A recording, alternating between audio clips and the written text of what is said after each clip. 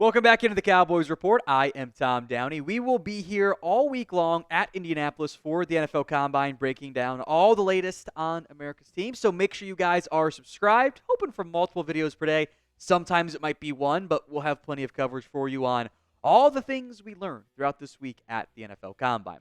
Let's begin with a national story that could have some relevance to the Dallas Cowboys. That is on Jonathan Allen, the Commanders' defensive tackle. Sounds like the Commanders are at least open to moving on from Allen.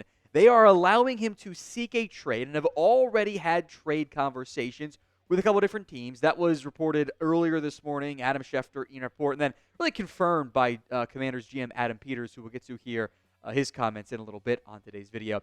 The money here matters for Allen. He has a $22.35 million cap hit in 2025. It's a big figure. He's owed $17 million in cash. I will make note that is the maximum amount he is owed. There's some per-game roster bonuses that, because he missed time this year, aren't expected to be earned, but they're available to be earned. That's why the cap savings, if the Commanders cut or trade Allen, is down there at $16.35 million in the end. I have interest in adding a player of Allen's caliber. This was a down year, missed some time with injuries, only had the 3 sacks. But he has consistently been a good run stopper. He has consistently been a good pass rusher. His production, even in a half game this year, was not that dissimilar, outside of quarterback hits, but TFLs and sacks, was not that dissimilar from Osa Odighizuwa's, one of his better seasons. I think he's a better run stopper than Osa is. I think he offers pass rush. He's older. That is a valid concern. He's also looking for a new contract. But this is the type of player that, once you get wind of that, if you haven't already, that's someone you should be calling about, especially depending on where things sit at this time with Osa, because you don't have any playable 3 techniques if you lose Osa Odighizuwa in free agency. You just don't have the bodies. You don't have the ability to be able to function with that group. You have to find somebody else in there. So I would have interest here. I'd have a lot of interest, depending on the cost and all the other stuff in there. So would you trade for Jonathan Allen? Why for yes and for no, you can let me know in the comment section of today's video. Make it the pinned comment as well. So if that ad comes here on the YouTube side, it's fine. Take advantage of it. Head down there and let me know. So I do have interest in a potential Jonathan Allen trade, depending on a variety of factors there. I will say this. I am unconvinced a release is completely out of the question as it relates to Allen and the Commanders because of his age and his contract, all that stuff. He's 30 years old. I think extension-wise, he wants one of those. It probably should be cheap in terms of a trade because of that. Because you're going to give him, honestly, probably not that dissimilar money from what Osa Odighizuwa is potentially in line for because of the play and the production and the overall rising market at the defensive tackle spot. So if you're looking for a viable Osa Odighizuwa alternative, because we know the Cowboys like their guys and they're probably going to prioritize him, this name stands out to me. This is we mentioned him in our cut candidates video. We've talked about him over the years as a trade target if things go down that way. I have interest in potentially landing Jonathan Allen to help replace Osa Odighizuwa. Now, coming up next, then we'll spend a little bit more time on this here. Adam Peters, the Commanders' general manager at the NFL Combine, had some comments, acknowledged the reality of the situation. Let's hear from him. Yeah, that is true. We have done that, and with John, he's another person who's been a great commander, a great person for this franchise, and he's going into the last year of his deal, and wanted to give him and his representation, Blake Baratz, who's a really good agent. They just talked about it and said wanted to be able to explore opportunities, and so we let them do that, and we're staying in contact with them every day. Just texted with them this morning, and really everything's still on the table in terms of whether it's a trade or staying here or whatever. So we're still going through that. It's kind of early in the stages. We haven't done a lot of exploring yet, but that's kind of where we're at right now. Now, in addition to that statement, Peters also said he was going to meet with Allen's agent at the Combine at some point this week to kind of check in, see where things are at. So nothing set in stone in terms of it kind of sounds like maybe they're still open to an extension of some type if the market that Allen finds elsewhere isn't what he is hoping to get. Maybe he comes back to the Commanders and they work out a deal that way. Maybe there's still a release possibility. Maybe it ends up being a trade altogether. So by no means is this set in stone with what the Allen future looks like. This is very much a to be determined, to be figured out. get some more vibes, get a check-in again at some point this week. The smart front offices are meeting almost wall-to-wall outside of their own meetings with players, with agents, and everyone to figure out where things stand at this moment. So we'll keep an eye on Allen, as that one is a very real possibility he moves on from the Commanders. Today's show is made possible by PrizePicks. It is the best place to get real money sports action. With over 10 million members and billions of dollars in awarded winnings, PrizePicks has made daily fantasy sports accessible to all. You simply pick more or less on at least 2 players for a shot to win up to 1,000 times your cash. Run your game all season long on PrizePicks. It's available in more than 30 states, including California, Texas, Georgia, and Florida. PrizePicks, by the way, also invented the flex play, which means you can still get one wrong and still have your lineup cash out. I am a big fan of the flex play because it's covered my bacon quite a few times. I am also all in, to borrow a triggering Cowboys phrase, on the Luka revenge game tonight. That one is a no-brainer. I love the more thans on everything on that front.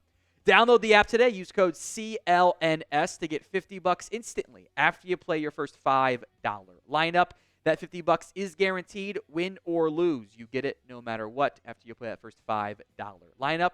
Link will be in the comments section and the description of today's show. It's prizepicks.com/CLNS to get $50 instantly after you play that first $5 lineup.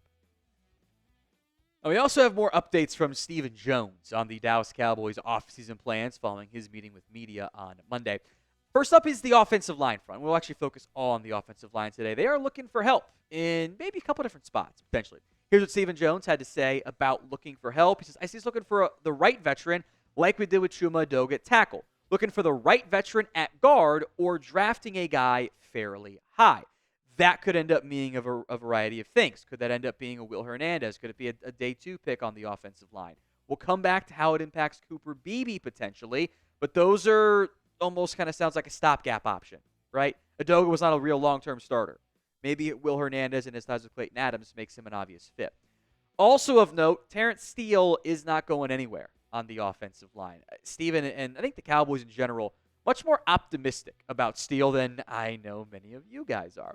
Here's what Steven had to say. Obviously, we got to get Terence Steele, or we have Terence Steele signed. I think he's going to play much better in the system with Clayton Adams. Clayton has watched all the tape on him and just really loves him. Terence's strong point is his run blocking. If we do what I think Schotty and Klayton are going to do, obviously, which is even a bigger focus on the run, that's going to help Steele. Clayton is very fired up, and so is Conor, about what Terence can do. As a run blocker, Terence Steele is really good. And I think in the overall picture of your offensive line, of trying to find and upgrade at right tackle, you could probably find a better pass blocker. I don't think you're going to realistically find, with where the Cowboys spend their money, a better option at right tackle as a run blocker. So can you have enough balance on both sides? At times, especially early in the year, I thought Terence Steele struggled. I don't know if the overall offensive scheme fit him the way it needed to with what Mike Solari was asking of his offensive lineman. I think there is a very real chance that someone just like Terence Steele gets a big boost from having Conor Riley, the offensive line coach, and Clayton Adams in as the offensive coordinator / run game head, as opposed to McCarthy and Solari. I think that could be a real boost for Terence Steele. My real question is this: do they restructure his contract? He's owed a decent amount of money. If you're so confident in him and you're going to have a guy under contract, for a season, I think there are real benefits to just restructuring because you're paying that guy no matter what. The value right now is more important. Maybe they'll do it with Trayvon Diggs given the injury stuff, but Steele could be an option there. So what is your confidence level? Just in general, and I expect some low answers, and I get that. What is your confidence level in Terence Steele? Scale it for me from 1 to 10 in the comments section of today's show. One more note is that Cooper Beebe is not locked in at center. Steven making the comment that he wasn't really sure where Klayton and Beebe's old offensive line coach, Conor Riley, where Beebe played more guard, and he was a tackle at Kansas State. He's not a tackle in the NFL. He's a guard. He doesn't have the arm length. Maybe he could go back to right guard. Zack Martin has retired. I think Beebe did a good job at center.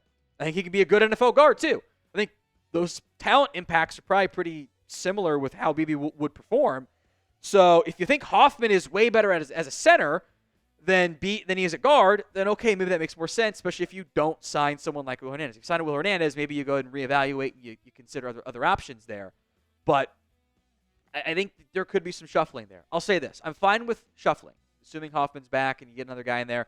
But after this year, no more shuffling. Just like they kind of do it with Tyler Smith. You got to stick with a position and allow those guys to get chemistry and learn and grow and have stability and consistency and not constantly learning new and different things. So I'm fine moving Beebe, but I'm not doing it for beyond the season. One note of the more, I guess, interesting NFL story of the day was a report from a Denver reporter, TC Lammy, was that Rob Gronkowski was considering a return to the NFL. This was the tweet from Cecil that Denver was heavily linked because he liked working with Sean Payton, and Gronk kind of made off the cuff maybe comments about returning on his podcast, and it was more like I think kind of being in shape. This one, in general, didn't pass the immediate smell test from like everyone on the ground. Like, that doesn't sound right. Gronk retired after 2018 and after 2021, just spent 1 year out the first time around. He was still good in 2021. That was a long time ago, though. He turns 36 years old in May. And expecting Gronk to do all the things that are required, not just to get yourself in football shape, but to maintain yourself in football shape for an entire offseason in the season, just doesn't seem like something he actually wants to commit to. There's a lot of effort involved there. Also of note, Rappaport shut this one down. He kind of poo-pooed it on social media, saying it was nonsense, and no one else had backed up the tweet, frankly, either. Now, one more note here before we sign off for today's show. Of course, we'll have more for you guys tomorrow. Pete Carroll, at his press conference, asked about Brian Schottenheimer and had this to say about why he advocated for Schotty being the next Cowboys head coach. He is ready. He is ready. He's been waiting for this opportunity for a number of years. He's been ready for some time. I just told him all this positive stuff about Brian, that and the stuff we'd been through together, and the confidence I had in him, and to try and reassure him, because it sounded like he was really in the lead position to get that job. I was trying to help Jerry feel good about it too, because he was trying to get ready for it. So I was glad that I had a chance to help him.